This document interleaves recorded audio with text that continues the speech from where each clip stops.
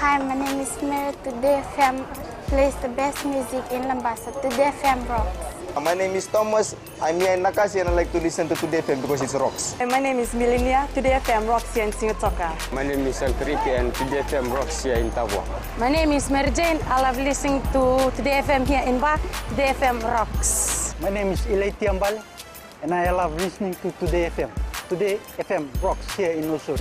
Today's hit music on Today FM. In the news tonight, speeding drivers endangering pedestrians. All provincial councils years behind an audit. And more sailors needed. From the studios of FBC Suva, Jackie Spate. The safety of pedestrians and other road users has become a concern along the new Kings Road 4-lane project from Nakasi to Nausori. Dangerous driving, especially speeding, has resulted in accidents being recorded on a weekly basis. Catherine Krishna spoke to a few residents and filed this report. 29-year-old Timaleti Nangera, who resides near the main road in Nakasi, says driver behavior is really bad and she is concerned about her children's safety. It's kind of risky because I'm a mother of two and I can't let my children to come and play outside because we are near the road and accidents happen like daily. At night, during night time, drivers always run carelessly like they are in a hurry or in a race.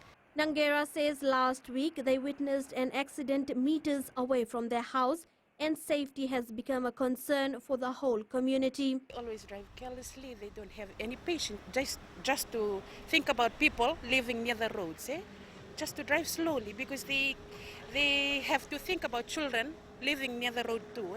They will want to cross the road to go to school. Salome Vone, who attends Fiji National University, says some drivers even disregard the zebra crossing and speed through it, putting students at risk. I usually use this road. Sometimes we are frightened to cross because of overspeeding. Trucks, vehicles, like buses, they often drive at higher limits speed. Meanwhile, the Fiji Roads Authority says they are working with relevant authorities to get speed cameras installed in this area. While many road users are raising concerns about drivers speeding at the new 4-lane project, the FRA says they are working with the Fiji Police Force to introduce road walk zones. Catherine Krishna, FBC News. We'll now join Catherine Krishna live, and she's going to tell us more about what the Land Transport Authority will be doing to reduce the number of speeding cases around the country. Catherine. Well, Jackie, following the high number of speeding cases recorded around the country, in a press release this afternoon, LTA has stated that automatic number plate recognition speed cameras will become active in the country from next month. The chief executive has also stated that speeding is the biggest single cause of fatalities on our roads. LTA has also stated that a traffic infringement notice is usually issued to a driver if he is found speeding, and he needs to clear off that fine within 90 days. Now, after 90 days, the payment, which will include 50% late payment fee, will be charged with the original fine if this is not cleared. LTA has also stated that if the tins are not paid in full, then other LTA transactions like wheel tax, driving license, vehicle sale and transfers will be blocked. Jackie. Thanks so much for that, Catherine. The Office of the Auditor General has revealed that the audits for all 14 provincial councils are in backlog by over 14 years. Auditor General Ajay Nunn says the delay in the audits is primarily due to the non-submission of draft financial statements on the annually mandatory date. As Rachel Nath reports, the delays from 13 provincial councils are between the years of 2011 to 2018, while the Lao province has recorded a delay of 10 years as of December last year. The Parliamentary Public Accounts Committee has questioned and given advice to the Auditor General to expedite the process. Out of the 192 draft financial statements, only 72 have prepared their accounts. Now, what role can the committee play to address these delays, as we are the watchdog? We also need to bring this to the attention of the Parliament as to how best can we reinforce this. I think it should help if a mandatory date for the Auditor General to complete the audits of these accounts, and otherwise, I feel that personally it has been put in the back line. The Auditor General is calling on permanent secretaries to take more accountability to avoid these delays. So the payment secretary should be asking that question to the accounts team. The root cause, it seems, if someone does not submit, no action is taken. The problem can be best solved from the top.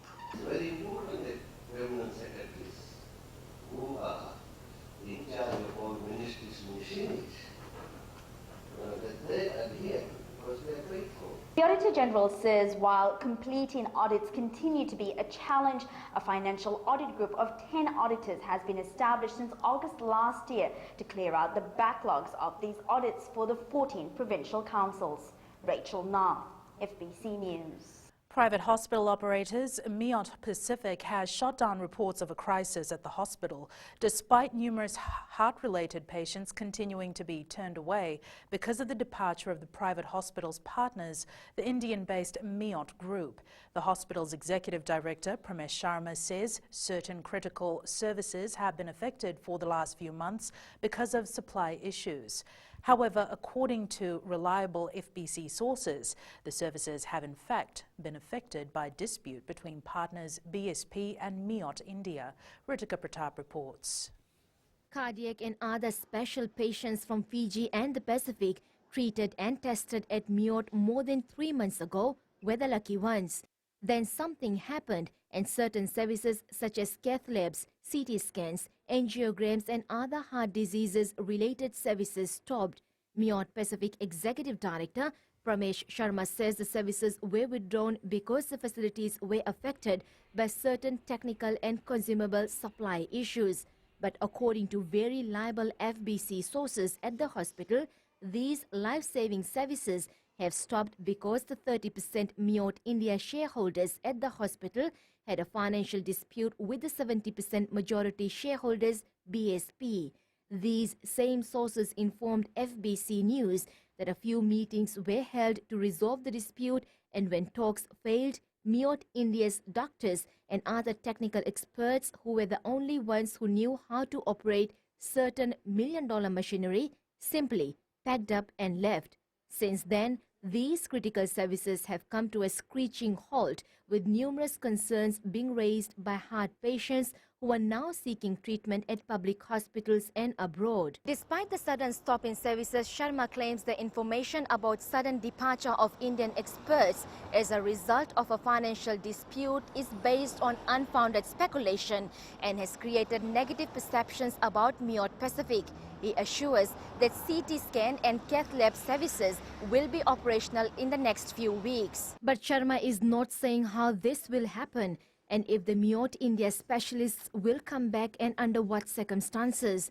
Sharma says there are no discussions by BSP Life to engage with any other operator to run the hospital. Sharma says the Oceania Hospitals Private Limited is a private entity and it has advised the Minister of Health regarding the service disruptions. The executive director says they continue to work with the CWM hospital on looking after services that Miot Pacific cannot provide in the interim. Meanwhile, FBC sources have also confirmed that Miot Pacific has advertised vacancies for certain specialist posts that were undertaken by the Miot Indian team until earlier this year. Ritika Pratap, FBC News. The Maritime Safety Authority is concerned that there are not many seafarers in the country.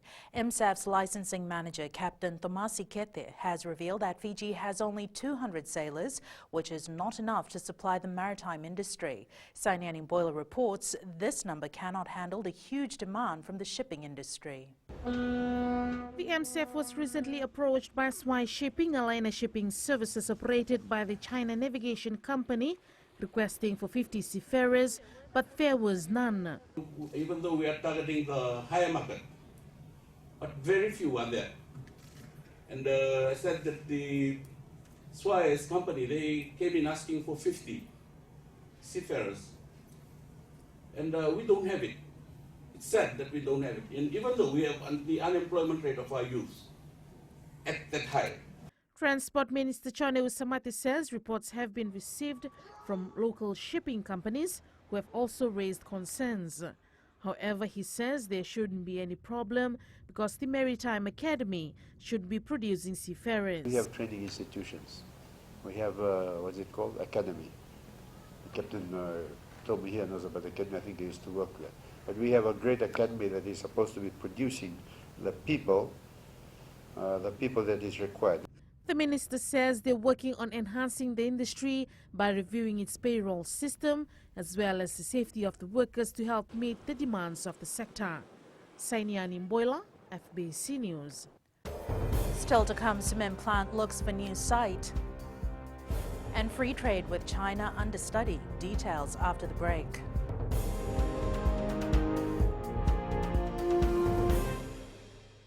Nambula FM, nambando ay nasere. Hoya ubasit sai sa Ilambasa, yang do talita ina warong Nambula FM nambando ay nasere. Guya do tumeli ako na tao no hinga toka. Talita kina na warong Nambula FM, nambando ay nasere. Wana tumela Nambula FM, nambando ay nasere nawaluan. Na evengo fani na tao.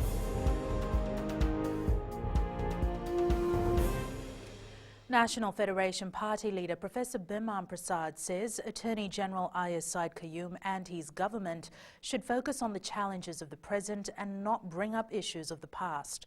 Prasad made these comments after the Attorney General said that the NFP leader missed a golden opportunity to talk about Gurmit Day in Parliament last week, as he kept talking about Dr. Brij Lal and his wife, who have been banned from coming to Fiji. In a statement this afternoon, Prasad says he does not need advice from Said Qayyum on how he should reflect on Gurmit and its legacy. Prasad further says that low-paid workers in this country include descendants of Gurmitia and claims that Said Qayyum is not doing anything about raising their wages. He says Said Qayyum and his government should stop the cheap criticism and do the work they are paid to do. We have contacted Said Qayyum on the matter and expect him to comment soon.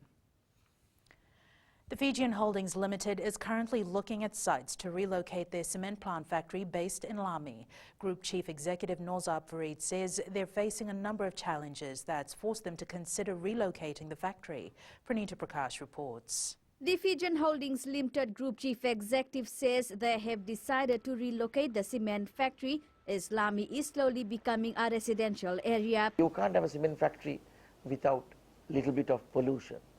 We are not polluting, but what I'm trying to say, there'll be a carbon emission, there'll be a wastewater, there'll be a dust. We have minimized the dust emission, but still.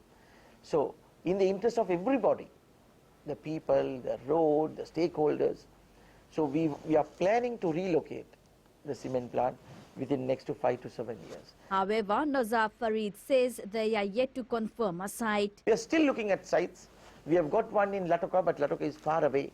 It's okay for a smaller new plant, but we need to also have another plant close to Suva. So somewhere between Suva and Pacific Harbour, we should be able to get not Pacific Harbour, even a little bit further is okay. Maybe from Suva to Singatoka, in between, we need to have a good cement plant close to the sea. Meanwhile, Farid has also revealed that the company made a huge loss in the first 6 months of this year. However, Farid is confident that things will pick up in the second half of the year as there's an increase in demand for cement in the country. Pranita Prakash, FBC News. Pacific Island leaders held face-to-face deliberations with UN Secretary-General Antonio Guterres in Fiji last week, presenting an opportunity to air their constant struggle in combating climate change. From reiterating that the crisis is global to dealing with the bureaucracy of climate funding, the heads of Pacific states collectively made their position known that if their island homes drown, so too will the rest of the world. Maggie Boyle reports. The reality of climate change and its effects on the Pacific region has been broadcast far and wide. Despite this, the Samoan Prime Minister says some people continue to regard climate change as a myth. What we are trying to tell the world is that when we go down, all the cities will go down too. Because most, I think 99% of the cities of the world are located on the coastline. With the head of the UN making a historic visit to the region, it was also an opportune time to highlight the financial barriers. Now we are still struggling to deal with the perception of terminology. because of the difference of understanding to coastal protection vis-a-vis land reclamation. For his part, the UNSG noted the importance of friendly financing in the fight. To be able to clarify during our summit how the $100 billion that from 2020 were promised to the developing world in relation to mitigation and adaptation can be effectively mobilized. In September, the UN General Assembly will convene a climate action summit that's aimed at accelerating the measures in place to combat the global crisis. Maggie Boyle, FBC News. China is now in talks with Fiji for free trade agreement. Chinese ambassador to Fiji, Jian Bo, says they're currently carrying out a visibility study which aims to make a trade progress between the two countries. Kelly Vavala reports. China is ready to support Fiji in its export market in the areas of agriculture and fisheries. I think we can do more. And if you look at the trade volume between China and Fiji, it's not very big. But of course, this year it's becoming better. It's becoming better. The total volume is about, I think, $400 million US dollars annually. Ambassador Jian Bo also highlighted that it's important to respect the market rules. But the problem is that many of our South Pacific countries are relatively small in size. When you want to export the goods, one, you have to ensure the quality. Secondly, you need to have the number, the quantity. If you have very small quantity and you export to China, it's meaningless. He adds they're also trying to help other Pacific Island nations develop products which will be competitive in the world market. Kelly Vadala, FBC News. FBC's very own Willie Usaramo was recently honoured by the Fiji Performing Rights Association with the Best Hip Hop Song for 2019 award. Usaramo was awarded for his song Wake Up. He says the win came as a surprise as this was his third entry for the FIPRA Awards. Usaramo says he tried music as a career for 2 years, but when it didn't work out, he kept composing music as a hobby. He says his passion for music made him work harder and continue to enter for the awards. I'd like to dedicate, first of all, to my son, who's always been a very energetic person and loves music. So this award goes to him, and also to a friend of mine who we planned to do a song together and entered it last year. But after we discussed it, 1 month later, he passed away. So to Amoy, this win is also dedicated to him as well. Later in sports with Jamie Latui to concentrate on basics, but first Rachel joins us for the latest in business. Thanks, Jackie. Good evening, and coming up after the break, JACS invest in more capital projects. And in growing Fiji, new sewer pipe installed in Nasinu. Stay with us.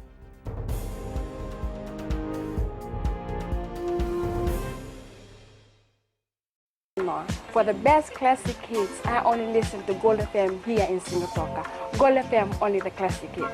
My name is Seni Rawa. I love listening to Gold FM here in Nosuri. Gold FM, only the classic hits. My name is Dino. I'm from Outrigger, Coral Coast, Singapore. I love listening to Gold FM, only the classic hits. My name is Salote. I love listening to Gold FM here in Nosuri. Gold FM, only the classic hits. Bula, my name is Marida. Gold FM plays the best classics here in Outrigger.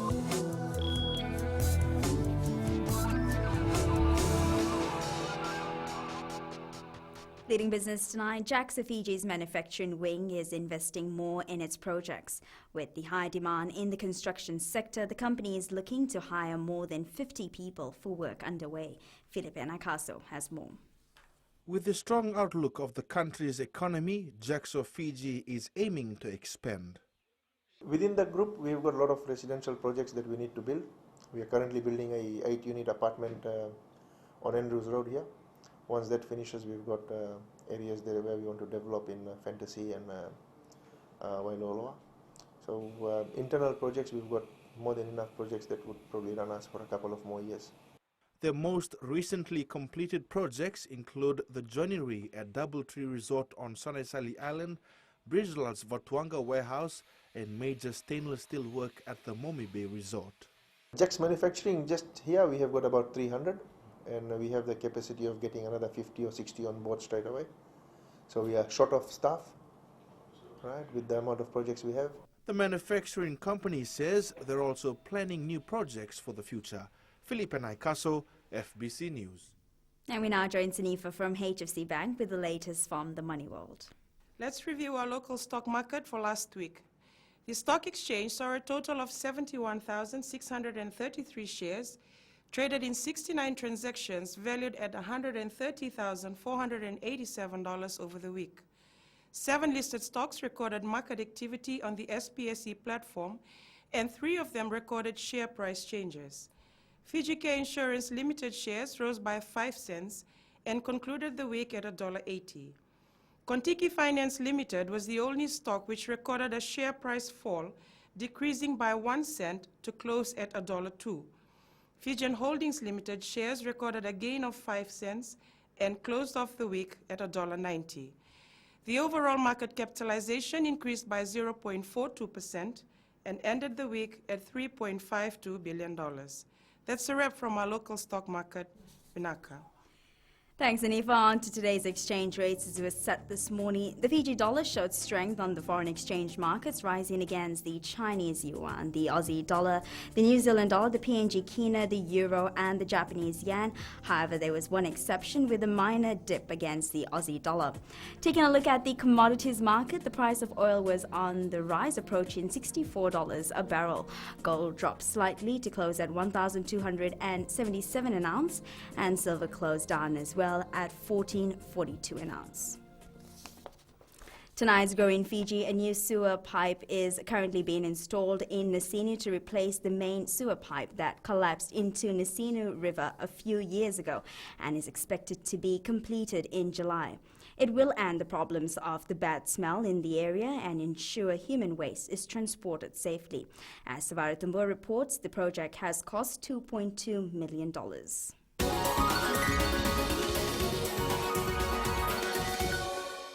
A stink coming out from this area is talk of the town, especially for those who go past the area daily. However, soon the stink will be a thing of the past. Putting in new piles, cantilevers, all of those things, and new pipes to come in so that there can be gravity flow of the sewage from Suva to go back to Kinoa. That has been something that's been ongoing from December of 2018. And looking at the progress, there's been some good progress in the work that's been done there. It's vital for the Water Authority that sewage is moved safely to ensure public health is not endangered. Usamate also mentioned that other work has been done at the site. There will also be a walkway for the staff to be able to review it and to check it into the future. At the moment, the whole pipe was just a pipe. Now there's also walkways and, for the workers to be able to inspect it. Meanwhile, residents living near the source of the smell have shared their views regarding the project. Our Morabu settlement will be no more smelling this side and everything will be fine. The smell is unbearable for quite long. However, I'm really happy about the progress of the work conducted by Water Authority. The broken pipe, more than 50 years old, has now been fixed. It carries untreated waste to the Kinoa sewage treatment plant.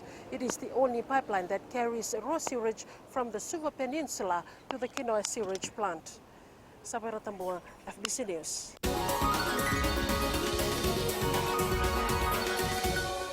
And that's a wrap from Business for tonight. Jamie's up next with sports. Thank you, Rachel, and good evening in sports tonight. Fiji Sevens to play warm-up match against England. And women's football team prepares for international friendlies. There's more coming up.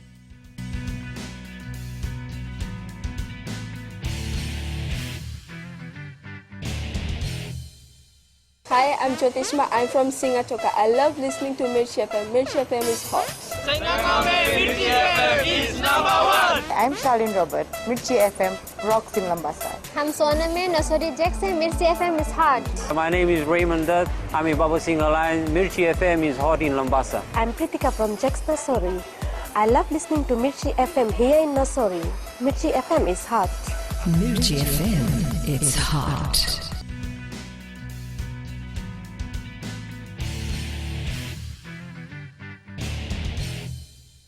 Ahead of the London Sevens this weekend, the Fiji Airways Sevens side will play a warm-up match against England tomorrow. National coach Gareth Baber is expected to be with the team by then, having left the country earlier today. Meanwhile, assistant coach Kane Jury believes they won't have any easy runs this weekend especially taking on Samoa and France in the pool, where both featured in finals this season. However, he adds studying the opponents isn't their top priority. I think the most important thing for us is our consistency. Look, we will have a little bit of a look at Kenya, France and Samoa, and we know they're tough competitors. France and Samoa both meeting in the final in Las Vegas. And we met France in the final as well in Hong Kong. For us, it's not so much about trying to chase a team, and it's about getting better every game. And we found that in Singapore. Singapore, we found ourselves in a pretty tough situation after day one. And then day two, we came together and we put in some performances to be proud of, and one which we could learn from as well. So as long as we're going to get better every game, then we know that we'll finish up in the right place at the end. Getting back to basics will be the focus for the Swai Shipping Fijian Latui this week before they take on the Western Force on Saturday. The Latui managed to escape Kangefa Samoa 38-32 in the dying seconds of its first Global Rapid Rugby match of the weekend, and they admit there's much to improve on. Aquila Dama reports. The Fijian Latui have a lot to work on, and coach Senirusi Seruvakula says it will come down to the simplest of things. We need to polish up in our defense, in our discipline, in going into the breakdown and our attack and in the counter attack. And there was supposed to be a lot of times that we have to kick the ball away from our red zone. But we decided to run, and when we ran, there were 50-50 passes, and the Samoan pressed us, and then there's where the turnover occurs. Seruvakula will have to review his backline approach after 2 intercept tries were considered against Kangefa Samoa. We can't afford to do missed passes because of our attack shape is flat. So if we do our passes into missed passes, then we have to attack deep rather than attack flat. So it's just common sense. So when we attack flat, and then the oppositions, they are their line speed it's very quick, and then can intercept the ball anytime. The Latui will host the Western Force at 3:10 p.m. on Saturday at Lautoka's Churchill Park. Aquila Dama, FBC Sports. The Fiji bodybuilding family is mourning the loss of one of its best talents. Tsekisoni Yanuanu Tawa passed away over the weekend. Friends and family of the late Yanuanu Tawa have taken to social media expressing their grief. The former national rep had been in the sport of bodybuilding for almost a decade and was a nominee for the 2013 Fiji Sportsman of the Year award. National women's football coach Marika Rondu says preparations for its international friendlies in Vanuatu are on track. Rondu says despite a second-place finish at last year's UFC Nations Cup, they're preparing for tougher matches next month. Niraj Maharaj reports. The national coach says he's optimistic of a great outing. We've been doing fine for the last week, going into the second week of preparation. We still have a few girls to join, considering the schools. We're working on the transfers. So we have 13 days to go before we arrive into Vanuatu. Marika Rondu says the inclusion of 24-year-old Sophie Ndialoai will add depth to the national side. Overall, Sophie's got first-hand experience on how competitive environment works. So I think with that experience, she will bring that to the team. Fiji will play Vanuatu in Singapore in the Women's Tri-Nations next month. Neeraj Maharaj, FBC Sports. Powerlifter Vinesh Chand hopes to stamp his mark in the region come July's Pacific Games. The Tavoa athlete has been undergoing intensive training for the past 3 years and hopes it pays off with a gold medal. Chand, who is in the 66-kilogram category, aims to improve his personal best in Samoa. I did a squat 160, and in the gym I did a 105 bench press, and deadlift I did 190. So now I'm trying to work hard to get more in the final games. The World Junior Weightlifting Championship will now be held at the FMF Gymnasium due to delays in renovation work at the Vodafone Arena.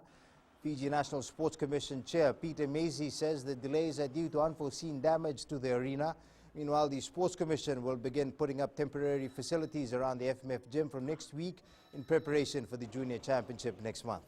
Weightlifting had to be moved to the FMF Gymnasium, which, if you look at the space we were going to use for these games at the over the road, has meant we've had to do a lot, and you'll see a lot of building going on around the FMF Gymnasium in the next week as we add training areas for the athletes, rest areas, work's being done on the fitness centre and making sure it's up to world standards now. Israel Folau's multi-million-dollar contract is to be torn up by Rugby Australia after he failed to lodge an appeal before the 72-hour window expired. Sydney FC have edged Perth in a thrilling penalty shootout to win the A-League Grand Final. That's it from Sports Tonight. You can join Angie later on with weather. And in the world of the weird and wonderful, find out how a grumpy cat grew to stardom. That's coming up.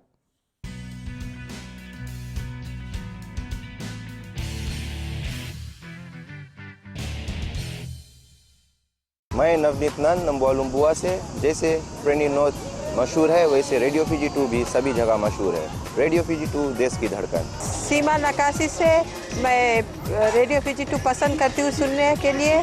Radio Fiji 2 देश की धड़कन। मैं हूँ It's weather time now with Angie.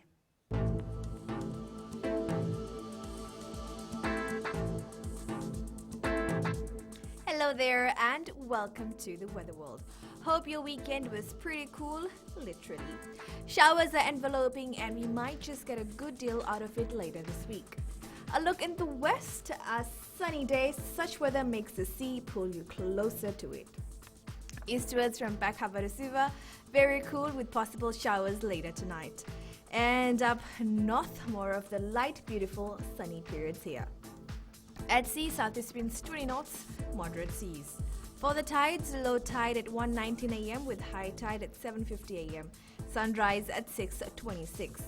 For tomorrow, the cold front will push, making conditions very cold. Get your jackets and warm wear ready. Tomorrow's temps, Lambasa and Savu will be at 26 degrees. And looking further on to Wednesday, it will get cooler with showers indicated ahead. And that's all from the FBC Weather World. Jackie. Thanks so much for that, Angie. In Fijian Pulse tonight, we asked, should speed bumps be installed along the Nausori-Nakasi corridor?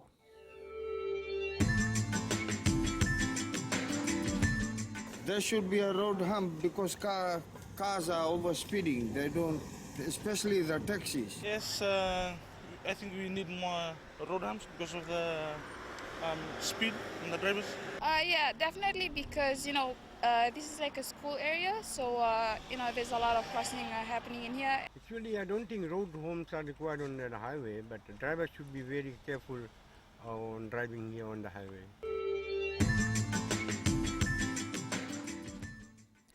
In the world of the weird and the wonderful, the little kitty with a huge skull, Grumpy Cat, whose real name was Tartar Sauce, rose to fame 6 years ago after her owner posted a photo of her to Reddit. She quickly became extremely popular around the world with thousands of memes. Recapping the main stories for tonight, speeding drivers endangering pedestrians. All provincial councils years behind an audit and more sailors needed. For these stories and others, tune in daily to our sister radio station Gold FM. To our poll questions segment, last week we had asked, should people stop using racist idioms? 54% said yes. This week we're asking, should speed bumps be installed along the Nausori-Nakasi corridor? Visit the FBC website to answer. And before we go, our shot of the day shows us the multicultural Fiji we have taking part in iftar at the end of fasting for the day. Remember, you can send us newsworthy pictures and videos on email fbcnews@fbc.com.fj. Share it with us via Facebook page, FBC News. Follow us and tweet us on Twitter at FBC_news or simply hashtag FBC News. That was your FBC News for tonight. From the team and I, good night.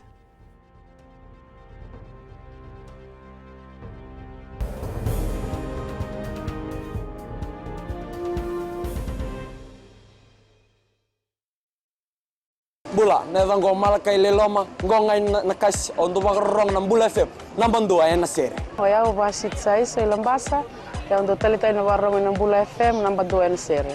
Gua do tumeli ako na tao no hinga toka, talita kina na warong ng Bula FM, nambang dua na sere. Wana tunga ng Bula FM, nambang dua na sere na Na vengo fane na tau nengo singa toka kita untuk tali taka na Bula FM number 2 na sere. Bula FM number 2 na sere.